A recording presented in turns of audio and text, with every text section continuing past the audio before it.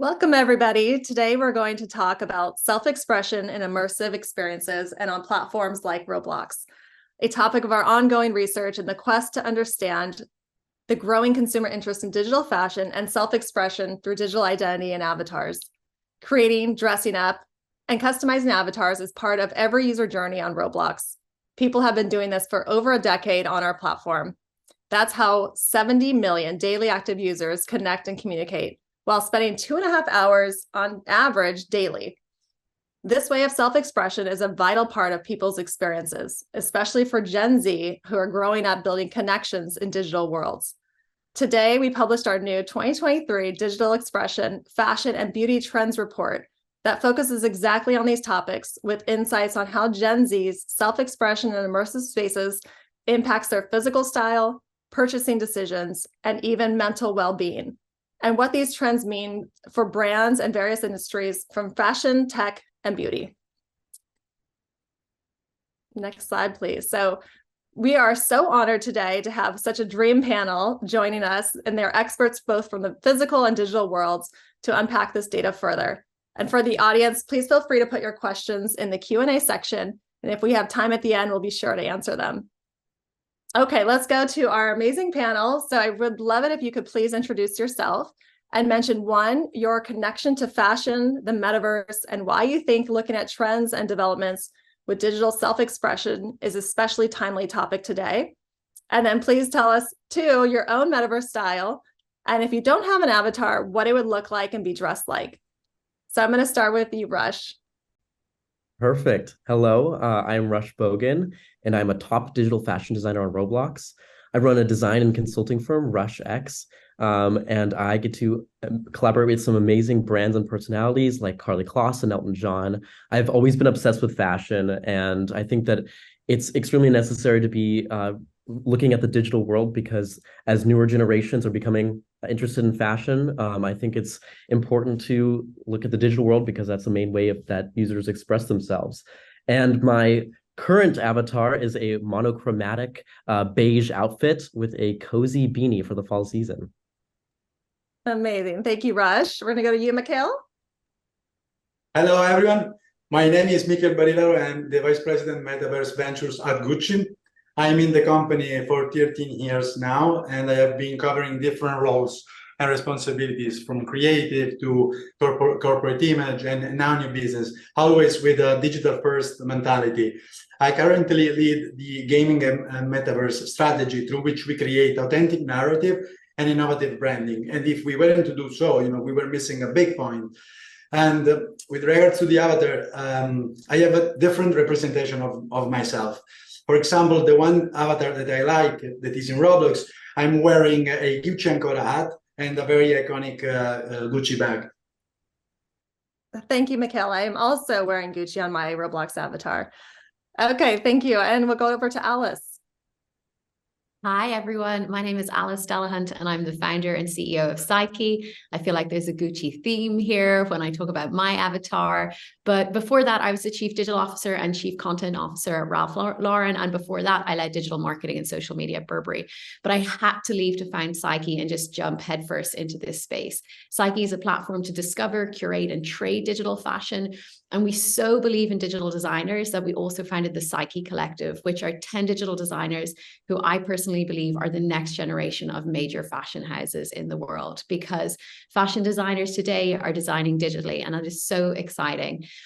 In terms of what I would look like, I have multiple expressions of myself, which I love. I really believe in emerging designers as well as the big houses. So on Roblox, I have my limited edition polo sport outfit, and I've got a chic Gucci bag, Mikhail, you'll be happy to hear. And on Psyche, I'm actually flexing my Gucci and 10 KTF outfit, which I'm super proud of. And I have one of our Psyche Collective designers, Fan Rui's collection on display. I have her Chrome Royale and Semiotica pieces, which are very, very cool. But it sounds like I need to get a Rush piece too.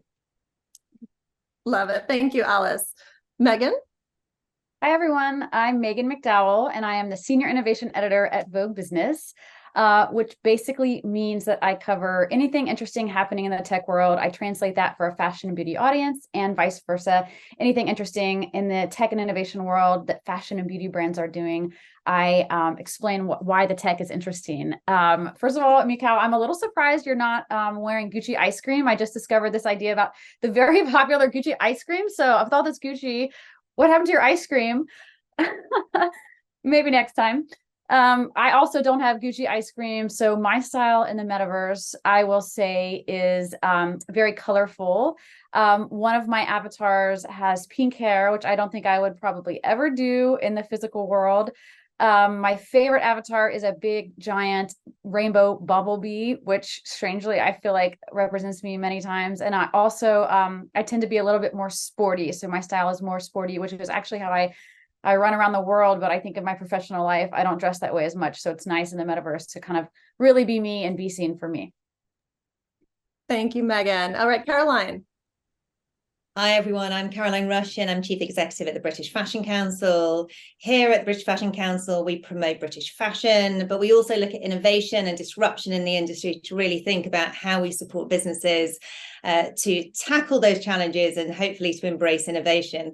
But we're also known for working with a lot of young creatives, and the emerging talent that we're seeing coming through are as interested in building their digital revenues as they are there in real life. And so we're actually being pushed further and faster by the younger creatives that we're working with at the moment. So this is a really exciting space for us.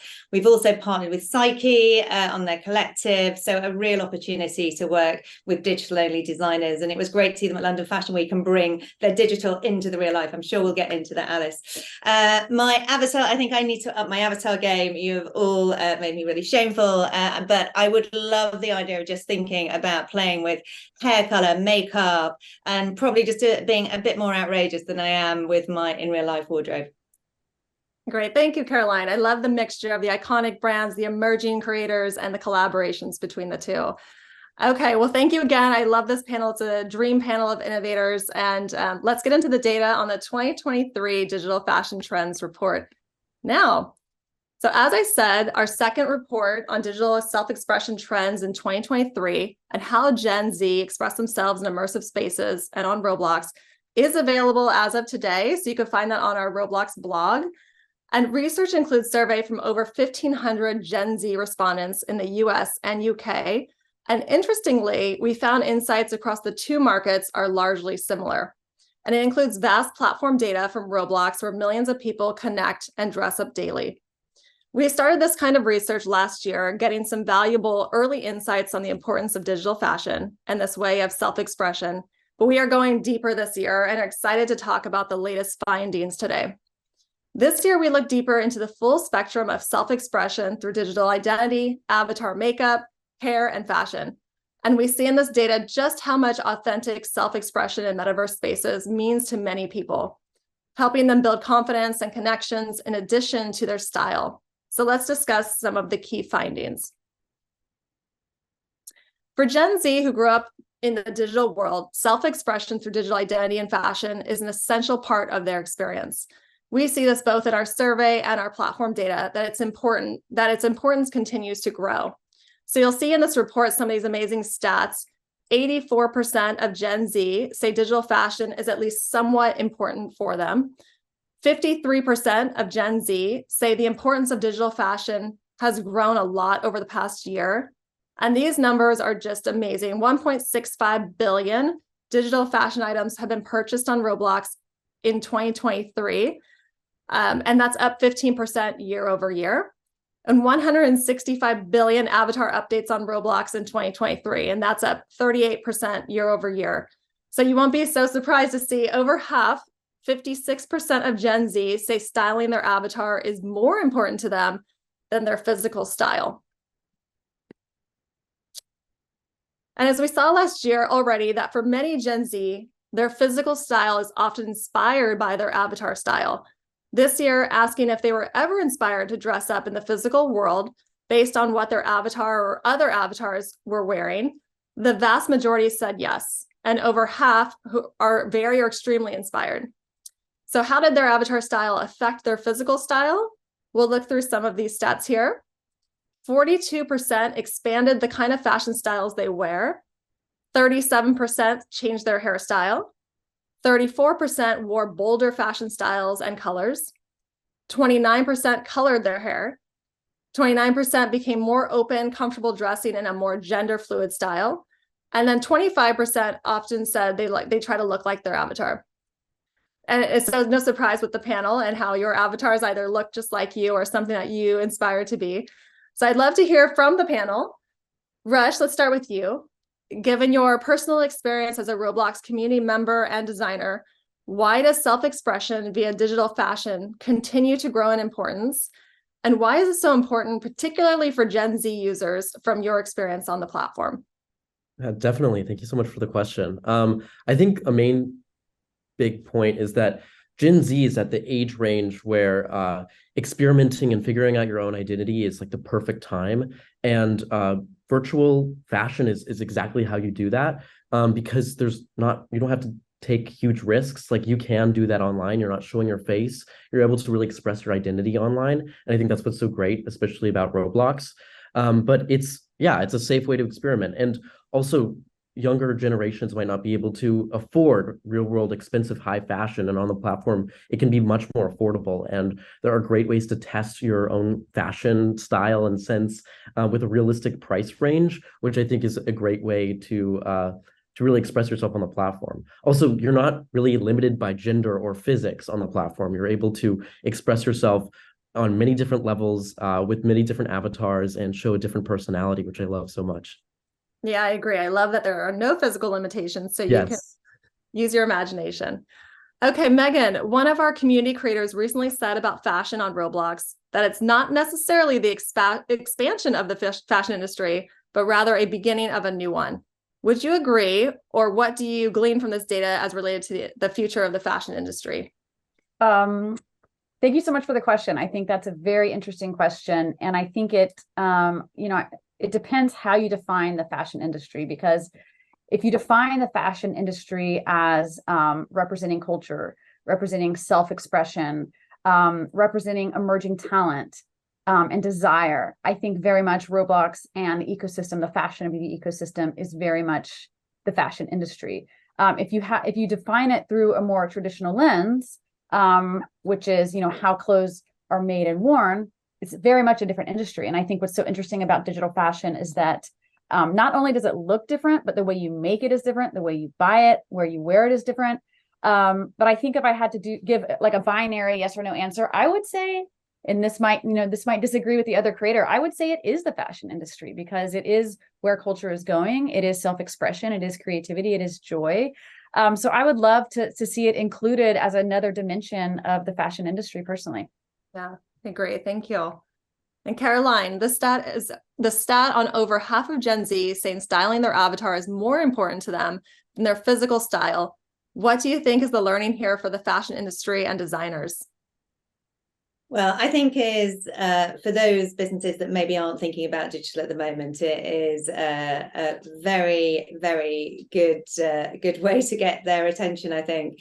But just to build on what Megan was saying, from the digital element of the fashion industry, for us, it's just an evolution. The industry is always changing, the boundaries are changing, and I think the opportunity really to embrace style, whether that's digital or physical, is very important. If you look at it from the consumer perspective, this is about your wardrobe, whether it's the in real life wardrobe, the digital wardrobe, but you have all of them are expressions of self through what you're wearing. It's just the different realms in which you're wearing it. So it's an exciting space for us, but it does feel really new. I think it's about testing and learning at this moment in time, but I think time to redefine the industry is coming very soon.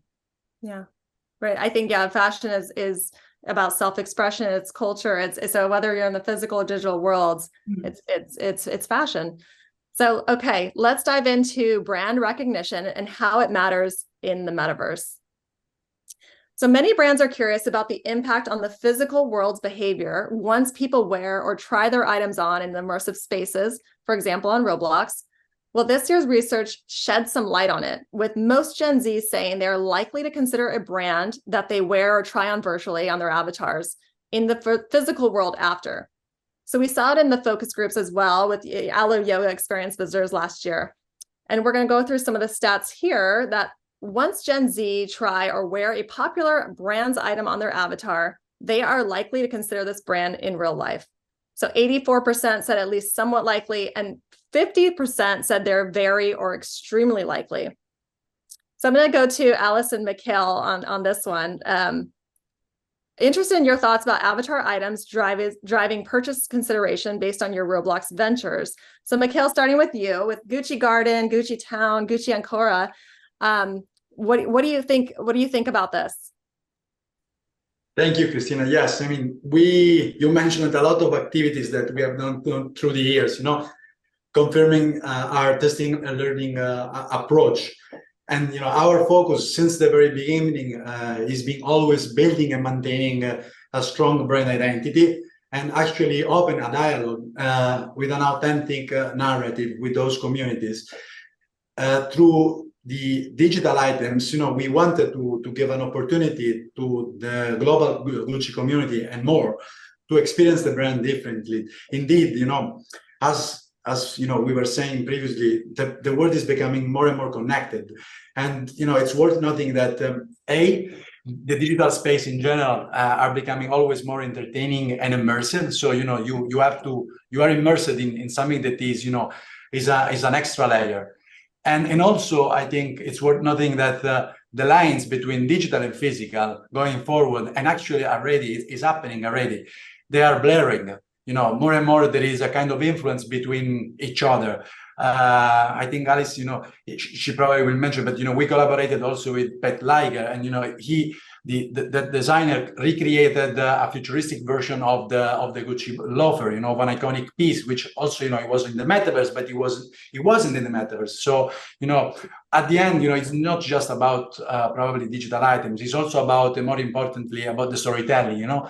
At what you create as a context to keep everything tied together. And we believe that this is the core that will generate emotions, and that we consider a powerful driver for digital items. Yeah, I love that. Okay, Alice, I'd love to hear from you. The Ralph Lauren experience on Roblox, where I believe you saw an impact on digital sales. And what are your thoughts on this? Yeah, so I think when I take a step back and look at even just the digital, how it influences the physical. We've been speaking about this in e-commerce for as long as since e-commerce launched, right? You see a very real world impact from digital commerce into in-store sales. And that is exactly mirrored when you think about digital experiences to actually, and digital fashion into physical fashion in itself. So when we did Ralph Lauren's Winter Escape on Roblox, it was a phenomenal success. We were so delighted with it. And it was particularly effective in driving digital sales and reaching new Gen Z consumers. It even helped with digital customer acquisition, which increased by 58% in that particular quarter. And by the end of 2021, Ralph Lauren had amassed almost 1.5 million unique visitors and sold almost 150,000 digital fashion products. So there's an inevitability to that blurring of those worlds. And I got it, I heard Mikhail saying Pet Liger, another phenomenal example of a digital designer a digital designer who's doing the most creative work, is a member of the Psyche Collective, and the pent-up demand for Pet Liger to produce their first physical piece is so incredible. So it's a day we're really excited for it too. Yeah, no, I think it's amazing when you think about Gen Z and digital natives, how they go seamlessly from the digital to the physical space. And they love to wear, whether it's their favorite creators' lines or their favorite brands. So it's really exciting to see. Yeah. Caroline, I would love to hear from you at the British Fashion Council. You have oversight into the growth of the digital fashion landscape. How do these findings translate to what you're seeing? And are there any surprises? I think it's the surprise is just the speed in which it's growing. We probably shouldn't be surprised, but I think it's just the forecast of where sales are going to get to, and that digital is going to be the most important category for many brands is quite mind-blowing when you're so used to sort of working in the traditional fashion model. To think that digital is going to be the largest category is quite surprising. But when you look to the music industry, and you can see quite often is that we look at similarities in other creative sectors. When you look at the music industry and how they're using sort of artists to drop music into games, and just the response that's had, is that really we shouldn't be that surprised. So is that I think sort of looking at other sectors, understanding how that's changing. Gucci are doing an incredible job in terms of sort of us all sort of learning from what you're doing, testing and learning, and seeing the demand from product that's coming through that I think is providing the route through for so many young creators to see the opportunity to really know that there is an appetite to build businesses within the metaverse. And I think for those that maybe have come through the traditional design route, but personally have been gaming and building their avatars and exploring their digital identity, knowing that maybe you don't have to make a physical product when particularly you're concerned about, maybe putting more product into the sector, but actually you can build your creativity through a digital world. I think we're going to see more and more of that from the students as they start to graduate over the next few years. So it's an exciting time. We did a piece of research, and I think it was sort of over 600 billion is the forecast of where we're going to be in terms of digital sales, which when you just think about the scale of the industry is a really exciting proposition. No, I agree. I mean, there's the scale, there's empowering creators, there's experimenting and testing, like you're talking about with Gucci, just really paving the way and hearing from your communities. There's so many exciting things happening in this space. So this year, we also looked at consumer spending on digital fashion, and I can't wait to hear everyone's thoughts on this topic. From some of the stories before, the virtual Gucci purse from Gucci Garden, so iconic, and that Carolina Herrera digital dress reselling for thousands of dollars on Roblox, we found it interesting that consumers react similarly to exclusive or limited edition items in the digital world as they do in the physical. So this year, we went a bit further to see just how much they're willing to spend. And in fact, the vast majority of Gen Z say they are comfortable budgeting at least some money each month for digital fashion. So if you look at some of these stats, 89% of Gen Z say they're comfortable budgeting some money each month.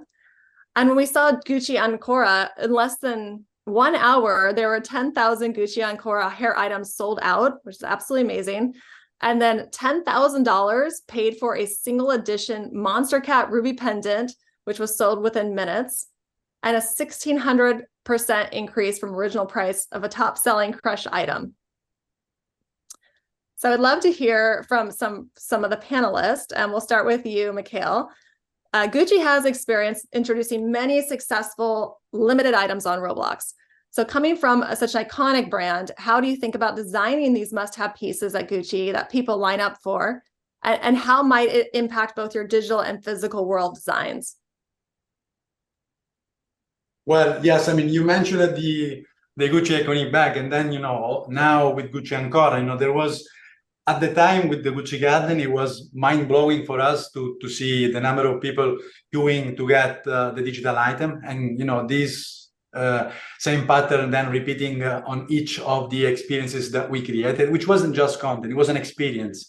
And to this, we noticed that users have an increasing appetite for digital item, especially when those are tied to game and interactive mechanics that they have to probably earn a little bit of the digital items. And digital items as a general topic, to me, they offer a tremendous opportunity to brands and designers. It's a new way to experiment with visual code, style, and somehow, in a way that, as Caroline was also mentioning, in a way that is not feasible in the real life. I imagine, a dress that is, flying. You cannot fly in real life. As well as, we were joking last week in the office, because there was, when we developed Gucci Ancora, the show was planned to happen in Brera, which is an iconic neighborhood in Milan. But suddenly, there was an uncertain weather condition. And so we decided not to show up the show there. But, in the metaverse, it's not raining. Therefore, the show went on, and we created an immersive and enhanced digital show within Roblox, where a lot of people, entered and queuing for the digital items that we released there. It was, the hair of Gucci and Cora, there was the ice cream, which Megan was mentioning, which was digital and actually physical, because there was the Gucci ice cream also in Bear. So it's a confirmation of this appetite, for our digital collectibles, that every experience we drop, and it's good to see that our community is rewarding what the efforts that we are doing in terms of strategizing. Yes, and I believe the ice cream was not melting either in the No.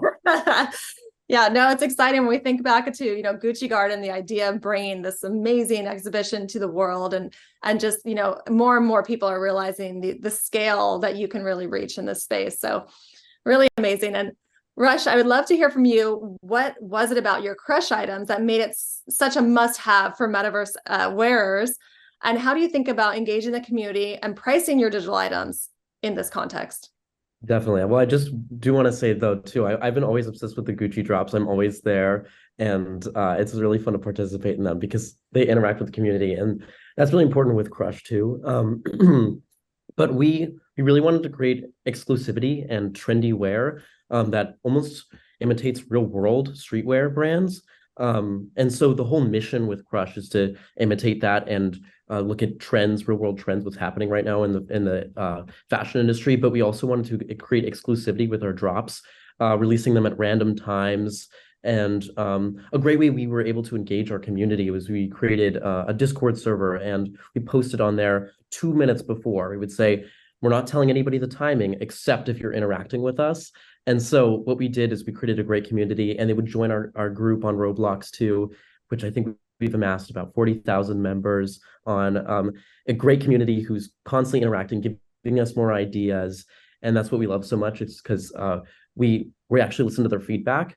And with that feedback, we can sometimes increase numbers. And with that, they love being able to engage. And we're engaging with them, so they feel like they're almost a part of the brand. And that's a really big mission with our company.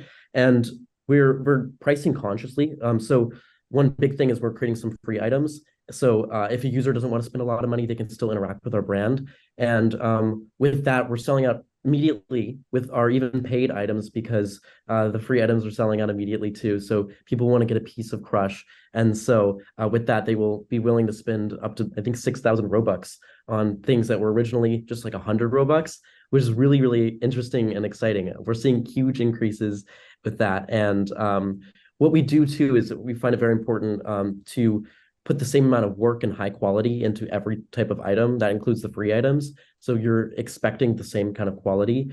We spend weeks developing sometimes on items, just so we make sure that users are getting best quality free items, the same as the expensive ones. And some of the items, like the free items, they're now reselling for more than even I would sell it for. And I love that, to see that users are valuing our items higher than what we would even value them. They were free originally, and now they're like 100 Robux.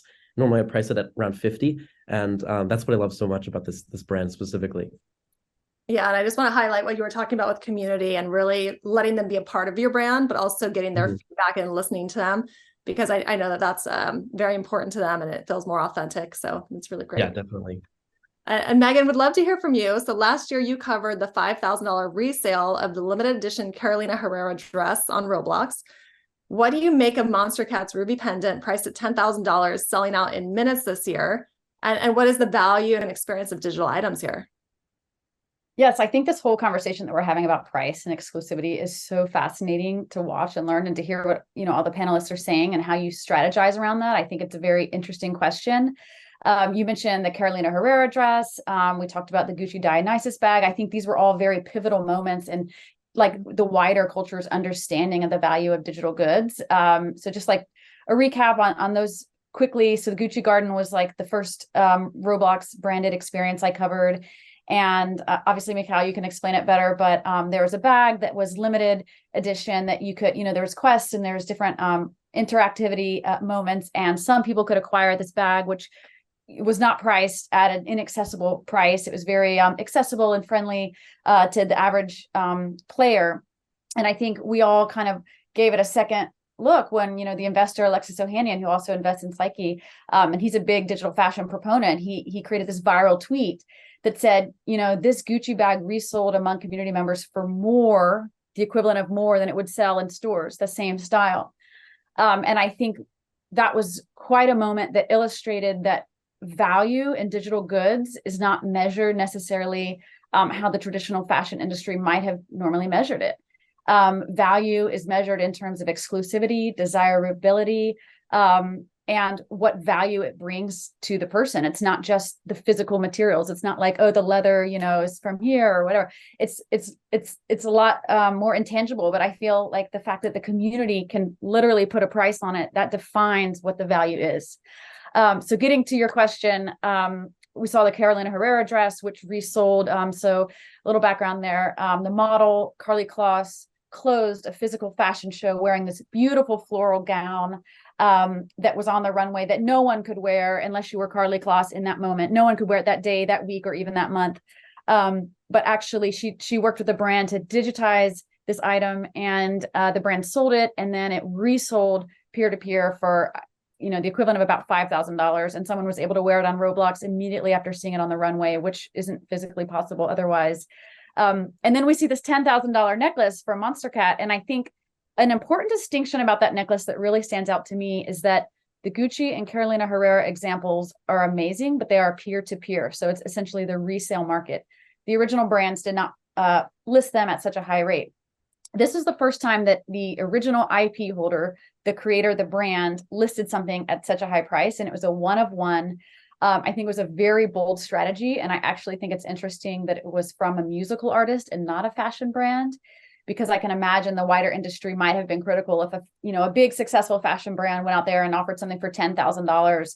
You know, it might have been criticized, or there might have raised some eyebrows, or they would have doubted that it could be sold. But the fact that a musical artist was able to sell a necklace for $10,000, I mean, I think that it's a long answer, but I think it's just such an interesting thing to look at. And then when you're looking at exclusivity, there's so many different ways to define that. Is it the amount, the numbers that are available? Is it how much it costs? Is it how long the item is available for? I think Rush was talking about free items. Like, you know, if Gucci did a quest for a free ice cream cone, maybe that would be resold because you didn't complete the quest. So I just think it's a really interesting, long way of saying I think it's a fascinating evolution to watch. And I look forward to see how brands continue to define value and price going forward.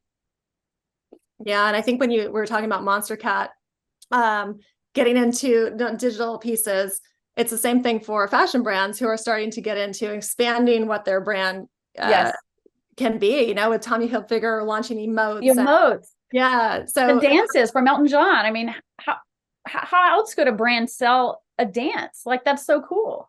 Yeah, so it's really, I mean, not only there are no physical limitations, but there are also no limitations to what your brand or your IP could be on in the platform. So it's really interesting to watch.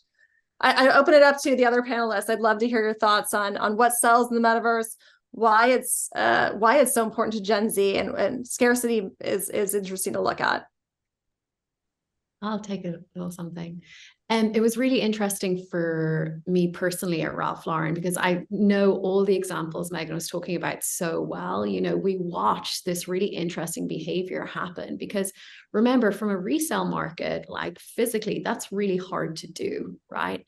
But digitally, it's so easy for consumers, early adapters, innovators to resell their digital product. So when we saw Ralph Lauren limited edition outfits going for twice the price, we were really blown away by it. And I think it's something about, actually, now we can look at consumers can price brands perhaps better than brands can price brands in some ways when it comes to this, because we're seeing much more ease in the market for consumers to do that. You know, it's really interesting, speaking to Gen Z and the demand for these goods. We sold on Psyche Fan Rui, who's this incredible 23-year-old designer, right, with the British Fashion Council at London Fashion Week. The British Fashion Council have been such incredible supporters of these emerging designers. 23-year-old, a digital item that had a physical twin, right? So we thought, okay, that's really interesting, because it's a physical item, it's a luxury bag, the craft behind it is beautiful, it's a one of one. We're going to sell it for a set price. Fanrui, an unknown and emerging designer, sold that digital and physical price together for almost $2,800. An unknown designer, and that was priced in an auction that went to a bidding war. So we underpriced her. She's actually Bottega, Prada, Chanel. We underpriced her. The market told us what that was worth. So I think it's a really interesting trend we'll see. And I think the dialogue between consumers and brands is going to massively change in this way in the coming years based on digital goods. Yeah, I love that. Something definitely for everyone to keep watching. It's going to be super exciting over the next year and beyond. Okay, I want to move on to the next findings because I think this will be especially interesting for the brands in the audience. We also heard from Gen Z what they most want to see from fashion brands. And as you see, the top requests include twinning, items people can wear both on their avatars in real life, with physical items trending online brought to the metaverse, rare digital items only, big branding, patterns and logos, and creator community collaborations. So if we look at some of these stats, 43% twinning items to wear both in the physical and digital worlds, and 37% physical items trending online and then brought to the metaverse, 36% rare digital only items that don't yet exist in the physical world, which is really exciting, I think, to think about, and 30% big recognizable branding patterns and logos, 30% collabs with the native community creators. So Alice, Mikhail, Caroline, do any of these stats stand out to you in particular? And would love your point of view on which of these resonate from a brand's perspective. Shall I take this? Is that the bit that I love is the digital only product. I think the twinning bit's I think that's quite obvious for all of us. You can understand how you would want both in both worlds. But for me, it's the R&D piece. So if you're a designer that does also play in sort of, real life product, the idea that you can test with a community product in a digital world to actually sort of get the demand to then be able to deliver an in real life product, I think is really exciting. It's really tough being a young fashion designer these days. So actually having a space where you can create, where you can talk to the community, you can understand what they want, and then to think about producing that, maybe even limited edition within both the realms is really, really exciting to me. Yes, Mikhail or Alice, do you have anything you would like to share? I can also chime in if you like, Christina. I think one that stood out to me is like in general, and users wants diverse options, and this is something to consider when creating digital items for the metaverse. I do agree with also what Caroline is saying about the digital only is extremely relevant and is going to be powerful in terms of creativity going forward, because you can really project yourself and really express something that is unique. At the end, fashion in all forms is an art form. So there is a way that you can express something, a message or meaning yourself. We spoke about the Gucci Dionysus bag, and the different items. Again, we tested different strategies according to the objectives that we set at the very beginning for each activation. That's important when you plan and strategize around digital fashion as well. And we digitalized key brand items, but also we created authentic digital first item, the ice cream, or we created an arcade, we created items that were completely non-available, and just to foster the community and the imagination that those items could create an emotion in the community. And what we also noticed is that and also what we asked ourselves is that how do you make an item, a digital item, actually desirable? What's the driver? How do you translate craftsmanship, the quality, that you can have on the fabric, on the leather, for instance. And these are not something that you can immediately translate. You need to find alternatives, and you need to understand the space and the context where you are in. Therefore, one of the things that we noticed is that it is extremely important to find, what is desirable, but as well as to attach and to generate sentimental and social value to those digital items that then become very relevant for the community to express themselves in the place, in the space where they're going to be, where they're going to live, as well as then the influence of those items on the real life and what they move on. Yeah, I think it's such an amazing opportunity to be able to almost create this innovation lab where you're getting this feedback from consumers and really able to storytell around your brand or the designs or the creator before it becomes a physical product, and really use what, you know, the audience is telling you to inform how you bring it to life in the physical world. It's very interesting. I don't know if Alice, you have anything you would love to add on there? I gave the example of Funry Sun, the fashion brand, but I thought part of the genius of Ralph Lauren, you know, the man, is he created such incredible limited editions in the physical world. And then when it went on Roblox, created those and released some of those that weren't being sold in the physical world. So the demand was to get them on Roblox, which is why they were so exciting. And then in terms of twinning, I think, you know, obviously we saw a huge amount of success there. I would say that everyone should check out Steffi Fung. She is a digital creator and digital fashion designer who's really passionate about educating in this space. And she just really recently produced her own physical garments from her infamous, you know, digital designs. And I think that's really cool. And I think Roblox and platform like Roblox gives digital designers the opportunities to do that. And for any brand that's listening, I would say that, Christina, you just presented the menu of what they should be doing, right? Because specifically working with emerging creators too, it's a really great space to support the next generation of talent. Yeah, I think we all agree with that. Okay, so now let's take a quick look at all the ways Gen Z express themselves digitally beyond what they wear.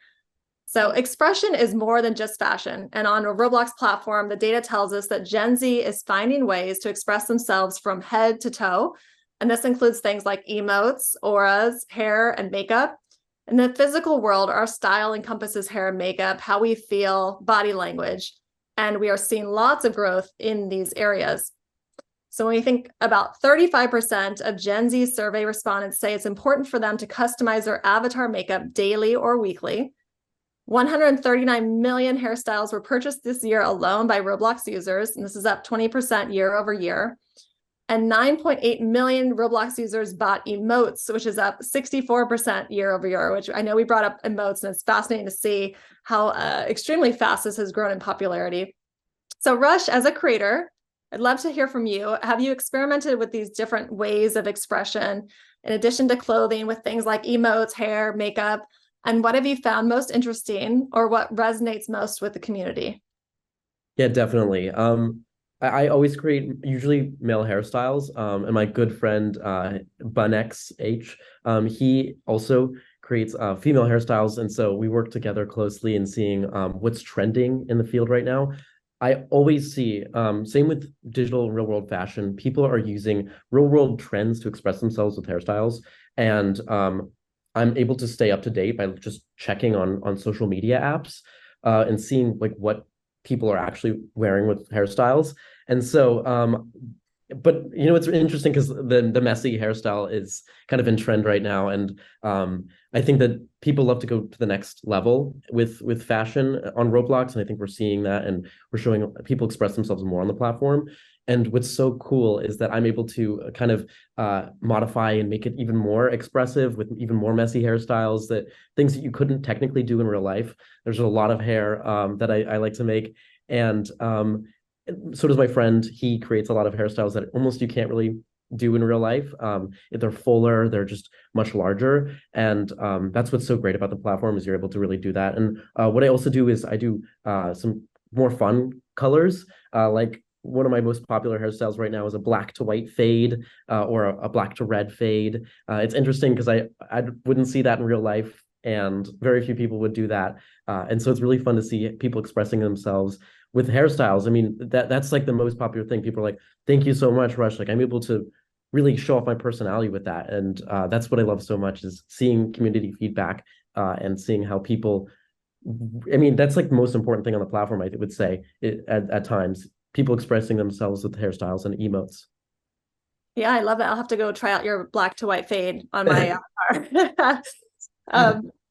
Alice, what do you think we can expect to see in terms of innovation around ways of expression in immersive spaces?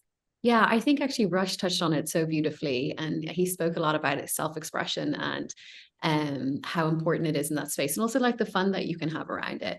I actually called Psyche, Syky, but Psyche is the goddess of the soul.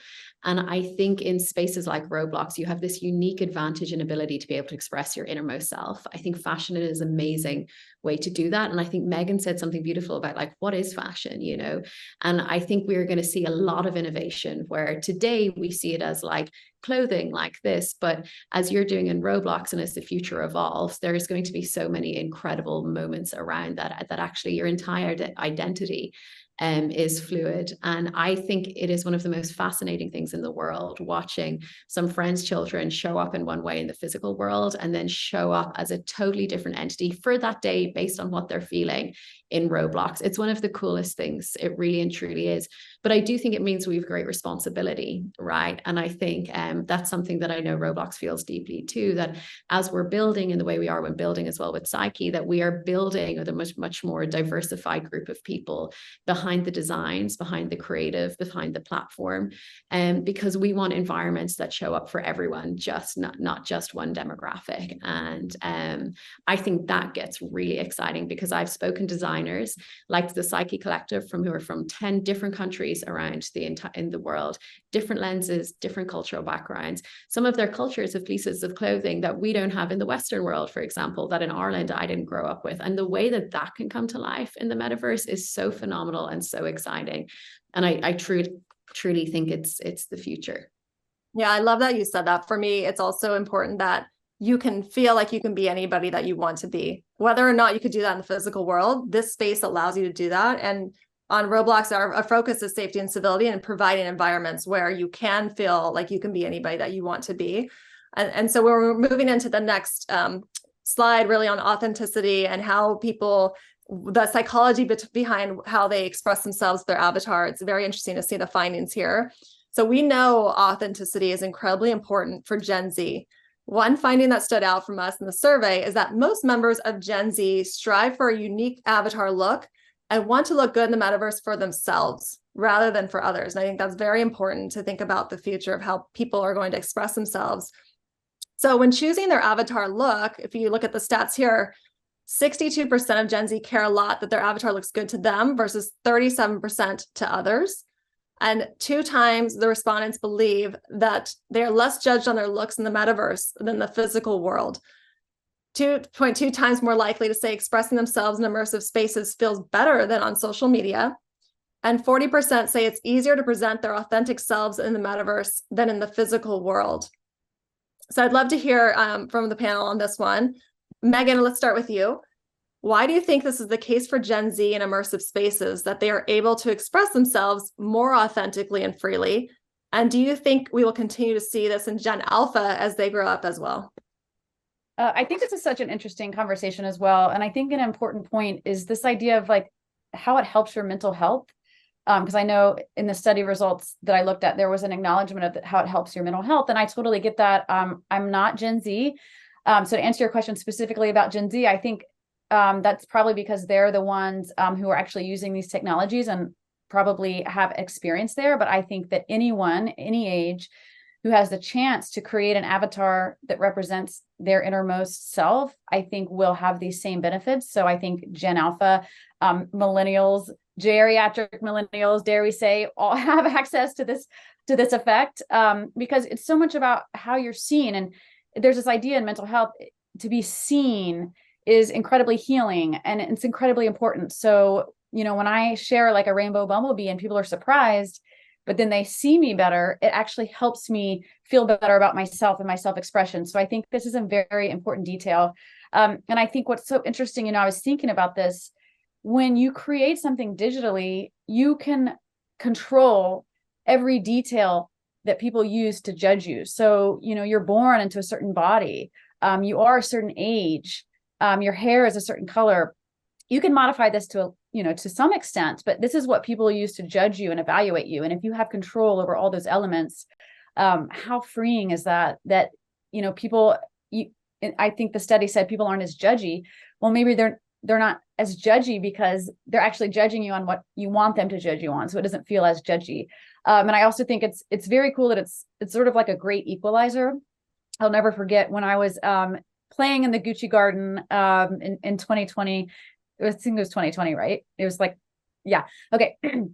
I was on Roblox for the first time, and I was like, I was not cool at all. I had a like generic outfit, you know, here's this fashion editor, like I'm an expert on technology. And then I go into Roblox, I feel like an idiot. Like I got stuck on the couch. Like I didn't know how to get up off the couch. And then I'm sure it was like an 8-year-old was like, try the space bar. And so it was like this, I'll never forget. It was like this great equalizer. So I think that's what's so interesting about these worlds is you can be whoever you want. You can be cool or uncool. And everyone is literally judged on only what they choose to show to the world. Yeah, I love it. I feel like you don't really think twice about what you want in the digital space. You just exactly what you see and you love, you just put it on your avatar. So I don't know, Michaela or Caroline, I don't know if you have anything on this topic, but it's very interesting. I think from what we see is that, I mean, the fashion industry is incredible. It encourages you to really think about your identity, to be playful, and fashion weeks are a great example of that. The street style and the way people show up is incredible. But you're also aware that during fashion weeks, this happens sort of in a particular community, quite often in a city when you go the next road on, and it is a very different view. And I think that the metaverse feels like that because it's a safe community where you can be really playful. You haven't got the constraints of going into an office when you're expected to look a certain way. And, you know, that's one of the joys and freedoms that this is really about self-expression, you know, and the fact that you can turn up with a very different, you know, perspective from a bumblebee to different hair color or whatever every day is so freeing. It's incredible. Yes. Okay. I want to save time for us to do a few more, one more slide and a couple questions. So I'm going to move on to the next slide when we talk about supporting mental well-being, which again is about being free to feel how you can be anybody that you want to be. Our survey found that digital self-expression can support mental well-being. We are very intrigued to find that the vast majority of Gen Z say expressing themselves in the metaverse has likely helped them more comfortably express themselves in the physical world. One stat in particular I wanted to highlight was a significant number of people who said customizing their avatars made them feel happy and feel confident. And when we think about the future of how people will connect and communicate in these immersive spaces, this is important that they're feeling happy and they're having a good time with their friends on the platform. So I'd love to hear from our panel. You know, Rush, based on your personal experience, does this resonate with you? And what do you hear from your peers? I mean, I'm especially with what Megan was saying about how users are able to express themselves more comfortably on the platform. And I'm actually in a comm class right now where I'm learning about this. And I'm in college for context. I'm in a freshman year at Stanford. And the Proteus Effect is what we're talking about, and how users are able to express themselves properly and feel more confident. I know that growing up on the platform, that's what I've been able to do. I've been able to show my personality. And a huge mission with the Elton John project that I worked on was to really show yourself and show your personality and expression. I think that's what Elton John represents as a person, but then bringing that to the platform, that was really fun and creative. And it almost sparked imagination for me to keep doing that and listening to users.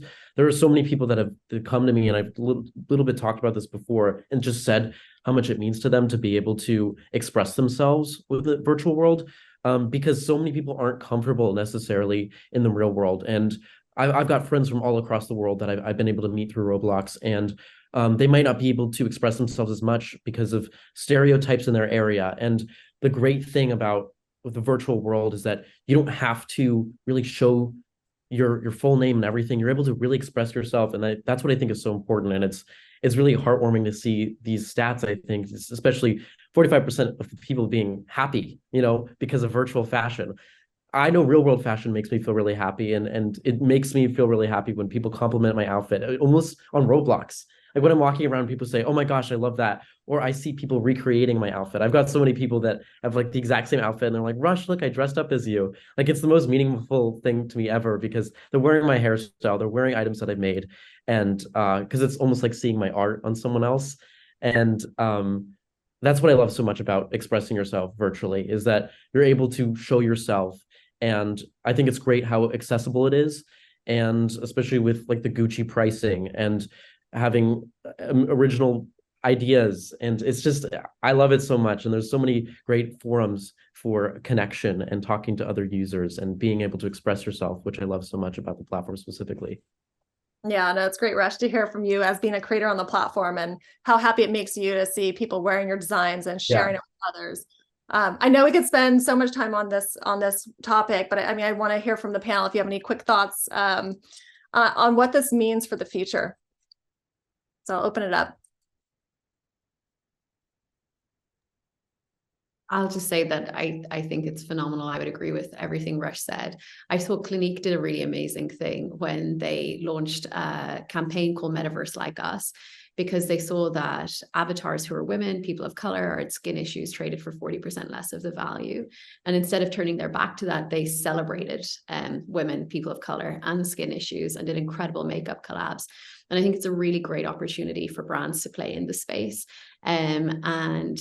Listen, even me, you know, I'm a queer woman, and I didn't grow up in a place where I saw or knew, you know, other queer people. Had I seen Megan bumbling around in her rainbow, you know, on Roblox, that could have been a phenomenal outlet. And I think that this self-expression in these spaces is so additive to mental health. I think it's an opportunity to find community, and I think there's a great responsibility for the platforms behind it, but it's a really positive thing.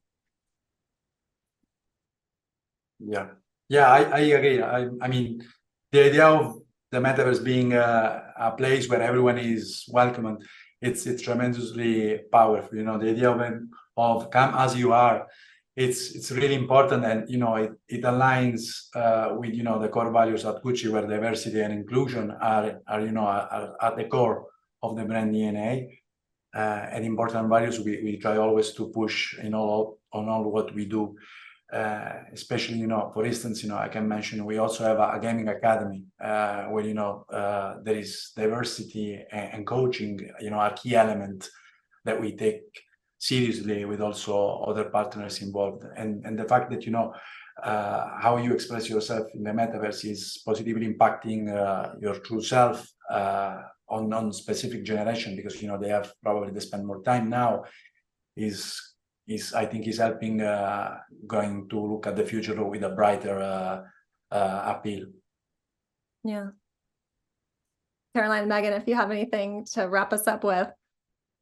I think probably two thoughts. One is sometimes, you know, showing up as your authentic self in real life can feel quite challenging. You hear a lot of the time, whether that's sort of being suppressed by the culture you're in, you know, not having, as you said, surrounded by people that sort of either look like you or have the same values of you. And I think being able to show up as your authentic self through the metaverse is a fantastic outlet.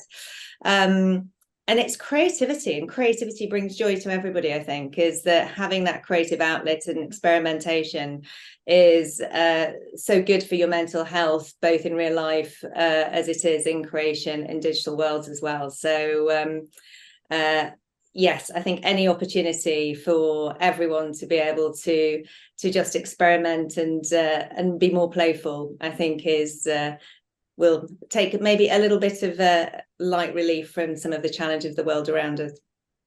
Yeah. I love what everyone said. I don't have much to add. I would just say, you know, in journalism, there's this idea of showing, not telling. So I would just encourage everyone, if you haven't yet, to create an avatar and to play around in one of these worlds, because it is a lot of fun. And I learned so much every time I go and explore them. So I think that would be my key takeaway, is just go explore and see how fun it is. It's not that hard. It's really easy. Space bar is how you get off the couch and just kind of run around. So that would be my tip. Well, this has been amazing. I would say I love the idea of show up as your authentic self and let's shape the future for the better.